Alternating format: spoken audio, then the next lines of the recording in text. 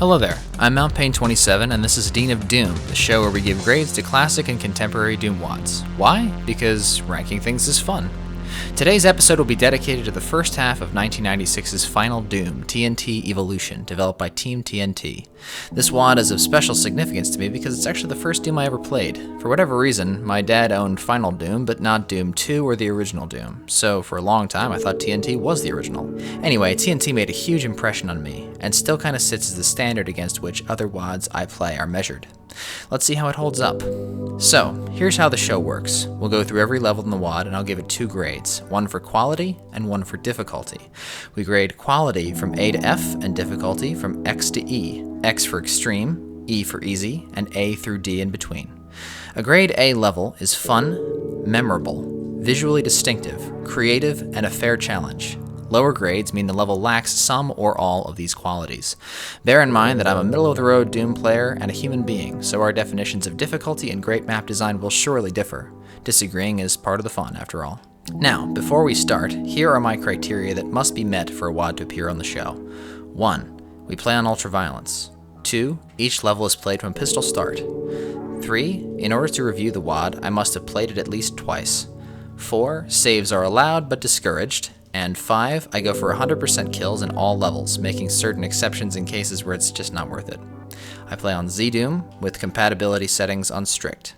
Now, to the WAD. Map 1, System Control.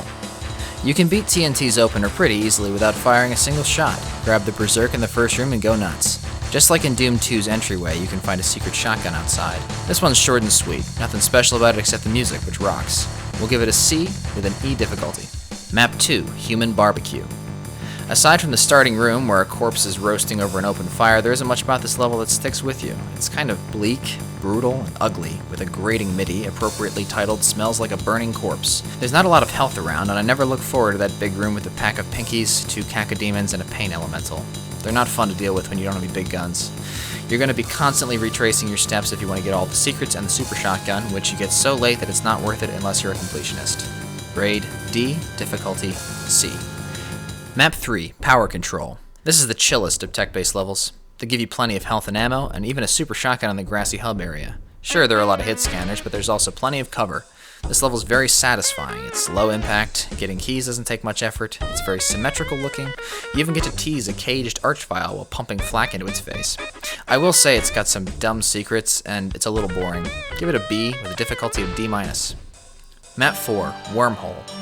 The premise of Wormhole is that you're stuck in some kind of cursed tech base that's linked to a malevolent mirror dimension. Hit the fire blue bars in the basement and you're warped to a more sinister version of the map. One of the most creative levels in TNT, Wormhole also boasts one hell of a haunting soundtrack, Death's Bells, which appears 2 more times in the WAD, but it's never going to be used as effectively as it is here. Wormhole has a lot going for it, but since the entire Wormhole section is optional, I tend to skip it when playing casually. It's kind of a drag in execution, since they withhold the SSG for most of the map and give you just barely enough ammo to survive. That and the level just makes my skin crawl. Careful grabbing that rocket launcher, and good luck in the secret tunnels of the Wormhole dimension. Grade B+, difficulty C+, though it's an E if we skip the optional stuff. Map 5, Hangar. Spelled like the thing that holds coats, not airplanes. Hangar's great. It's a concisely designed tech base full of shadowy corners and intense encounters, like the one in the basement where 4 revenants ambushed you in this green demonic chapel room for making off with their soul sphere. The music, composed by Tom Mustaine, is one of my favorite tracks in Doom, subtle, catchy, and menacing. Instant atmosphere. Difficulty-wise, this isn't bad, especially if you find the partial invisibility and use it on the hit scanners in the courtyard. This is the first TNT classic. I give it an A- with a D+ difficulty. Map 6, Open Season. This level's music jacks up your blood pressure for no good reason because it's really not a big deal. Less than 100 monsters and chock full of medikits. Whatever this complex is supposed to be, maybe some kind of nuclear plant, I really like it. Open Season scores high on atmosphere, but there's a little too much running around for keys and switches and not enough fighting. First time players will take a while finishing this one. All in all, this level's grown on me a lot since first playthrough. I'll give it a B+ with a D for difficulty.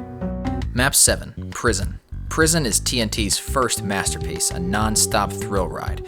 Grab the first plasma rifle of the WAD and get going. In the first room, you'll meet a Baron of Hell and then a Pain Elemental, but hit a teleporter and you'll find yourself in some kind of high-tech prison camp, surrounded by a lake of lava, assailed by dozens of Hell's baddest. The music is like something out of Terminator, a whacked-out, supercharged electronic rock track that sets the tone perfectly for your escape from this Hell prison. Just listen to it.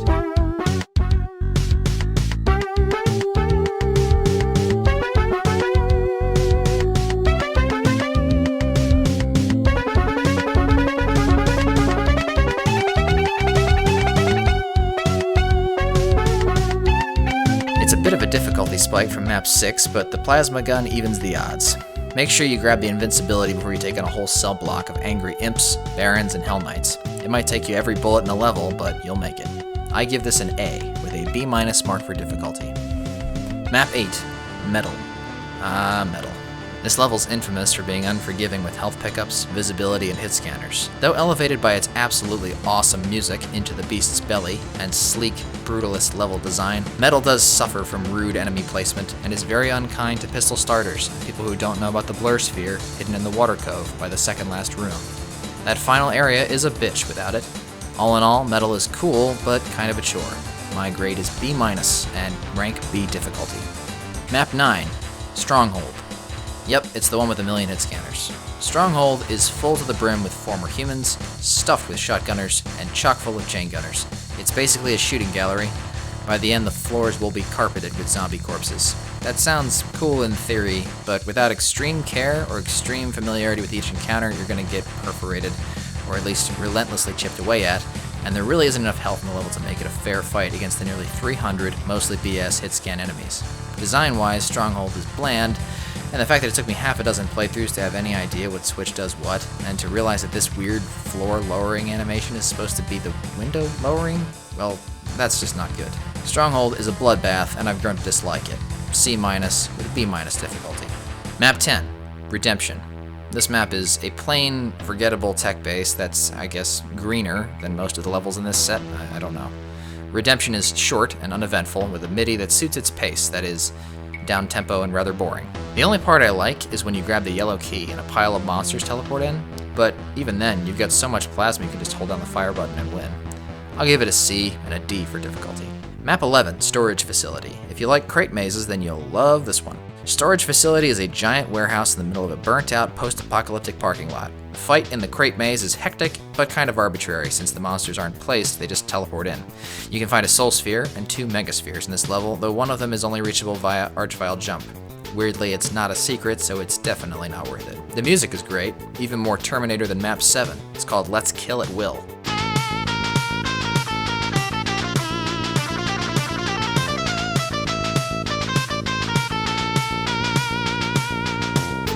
Very appropriate. Grade B-, C for difficulty. Map 12, Crater.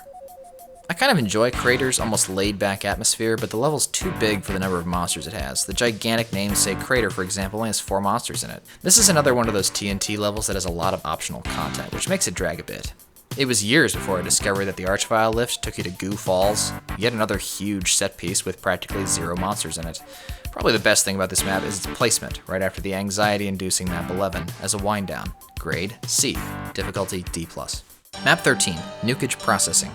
Nukage Processing is outstanding. It has the sense of being a real place. There's the Nukage hub in the middle, the reactor, the control room. Maybe the courtyard is where they do demonic nuclear tests of some kind. I don't know. It inspires the imagination.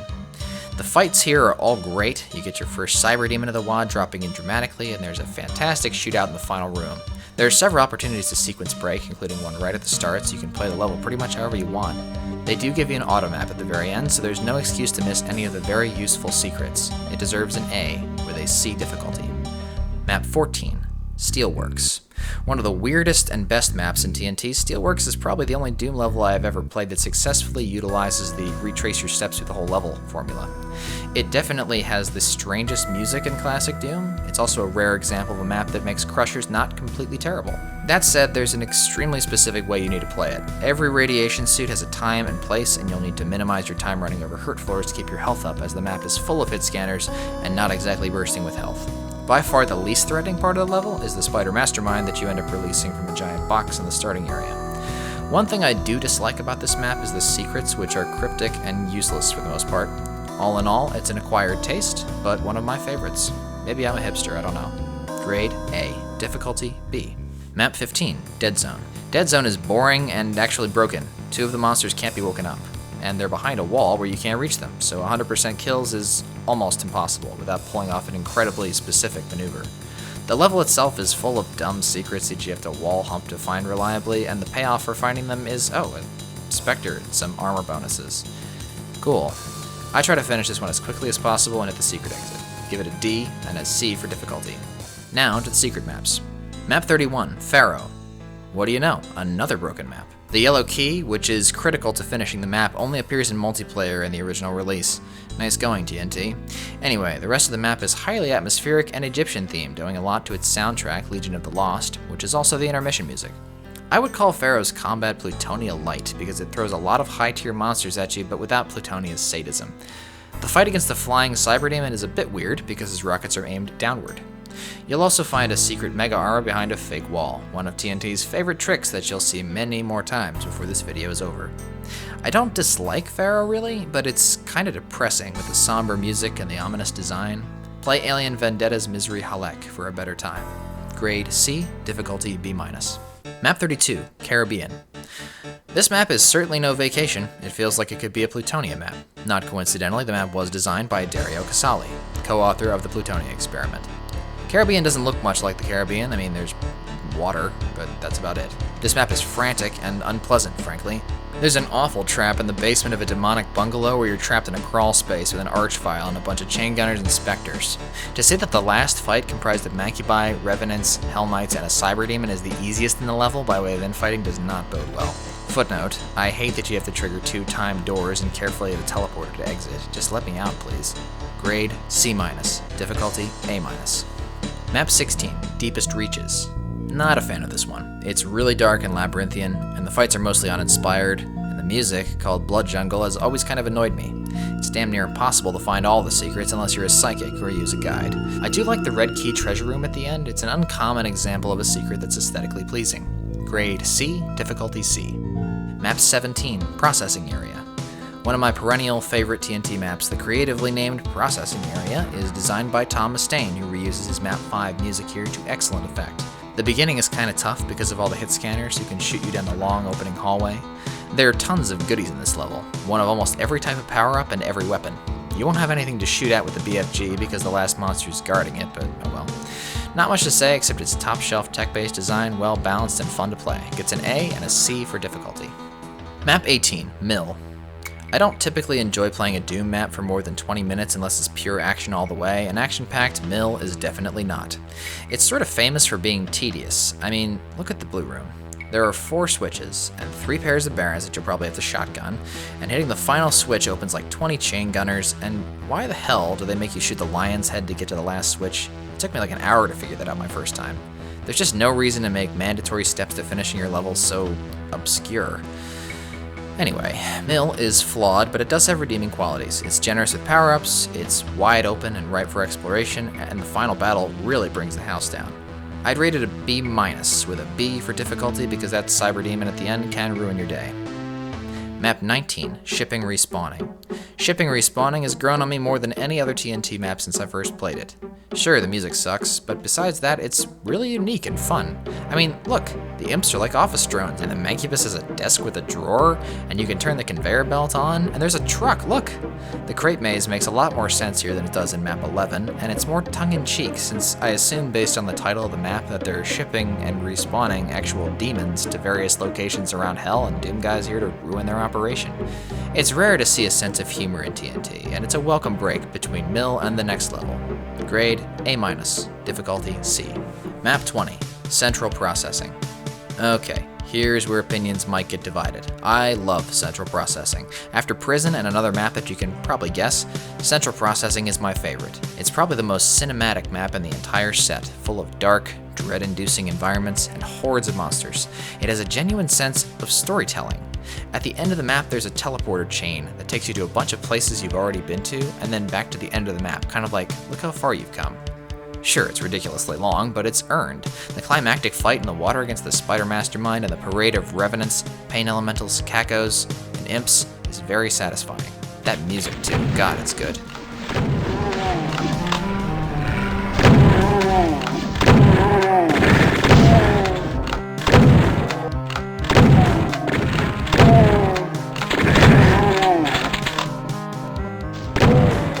I give it an A for ambition and a B+ for difficulty. Map 21, Administration Center. If you didn't like Central Processing, then you really won't like Administration Center. Both maps are the handiwork of Drake O'Brien, who we'll meet again later. O'Brien loves his large and unnecessarily complex maps, except this one isn't even complicated, it's just tedious. There are at least 2 completely optional areas that seem to exist only to annoy you. For example, in this section, it's totally possible that you'll clear out the room without finding the prize, a BFG behind a fake wall. This map is unrelentingly mean, especially with its use of hurt floors. Every key you get in the map requires you to jump into a slime pit and take damage. And the ending is just ridiculous. It's not exactly overwhelming, because you've got a small wad's worth of real estate to run around, but the monsters can teleport around unpredictably, and there's an archvile somewhere out there who can blast you from an unreasonable distance, and you have no cover. This is a rare case where I truly don't care to get 100% kills. Grade, C-, difficulty, A-, and I get a C for effort. Map 22. Habitat. Well folks, this is the beginning of a very dire stretch for TNT. Grit your teeth for the next few maps because they're not good. Habitat is laughably ugly, repetitive, and boring. There is a noticeable lack of detail, care for lighting, and creativity, and no, fake walls do not count as creativity.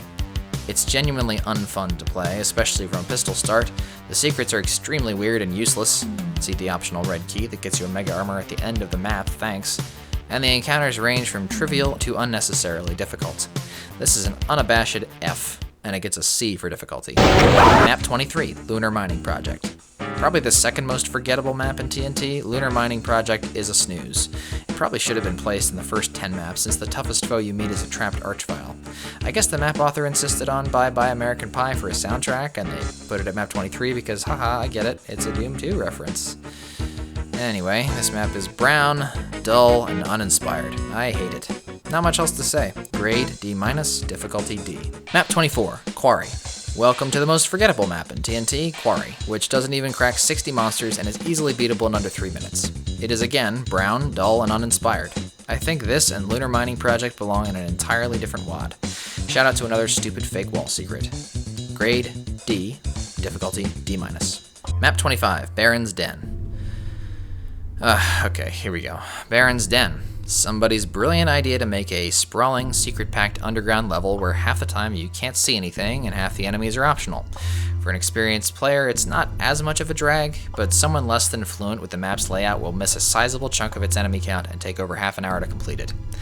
There are indeed several barons in the map which would present zero challenge, were most of them not jammed in a cage with hit scanners and surrounded by a few dozen explosive barrels.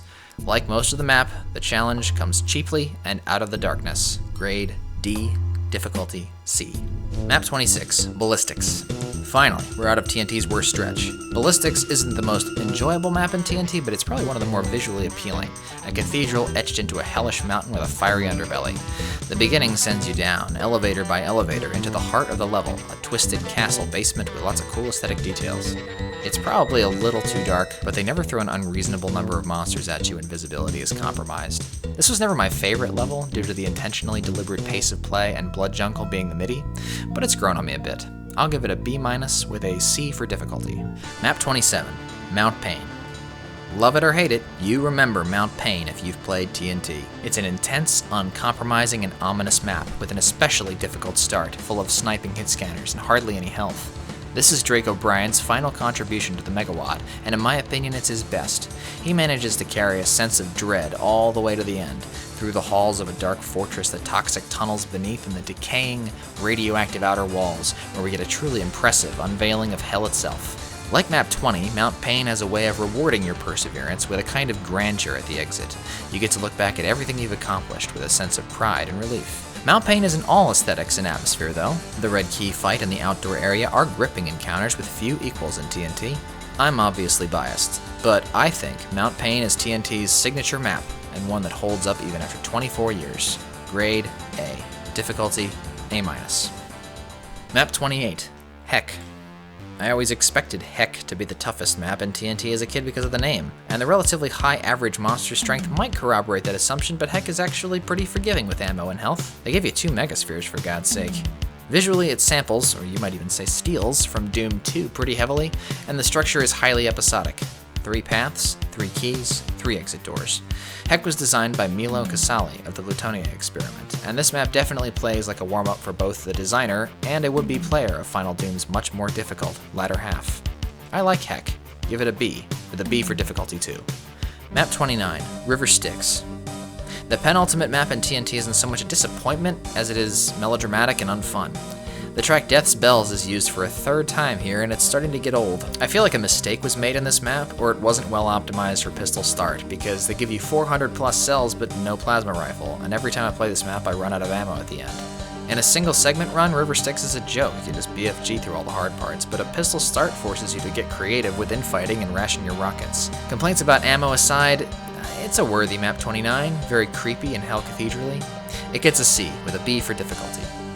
Now at this point you'll probably be suffering from TNT exhaustion, and so was I at the end of recording for this video, so let's just get this over with. Map 30, Last Call. TNT sometimes makes strange decisions, such as starting off their final level with a puzzle. You have to memorize the colors of the torches in the opening corridor and follow the colors in that order across extremely deadly lava, make one wrong move and you'll telefrag yourself. Luckily that's the hardest part of this map.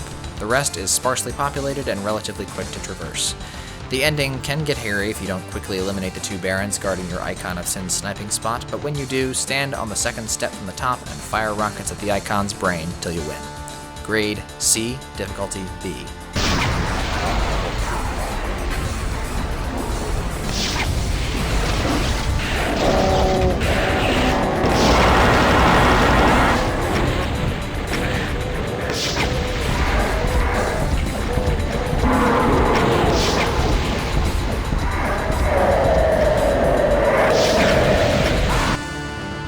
So, TNT Evilution will always be my first Megawad, but I have to say that replaying it was a bit of a chore. For every great level, there is an inexplicable failure, and in between resides a lot of filler that just doesn't hold up to the standard of the modern Megawad.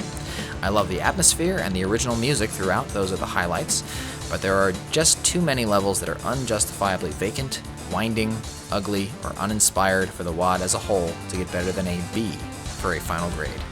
Difficulty-wise, I give it a C or maybe a C+, depending on the day. Harder than Doom 2, but much easier than its companion Megawad, the Plutonia experiment. So here's my Dean's list. The Valedictorian level, Map 27, Mount Payne. Salutatorian level, Map 7, Prison. Class President, Map 32, Caribbean. And the Dunce Cap goes to Map 22, Habitat. Thank you very much for watching, and please feel free to share your thoughts on the WAD in the comments. I'd love to hear what you think. This is Mount Payne 27. I'll see you in the next episode of Dean of Doom.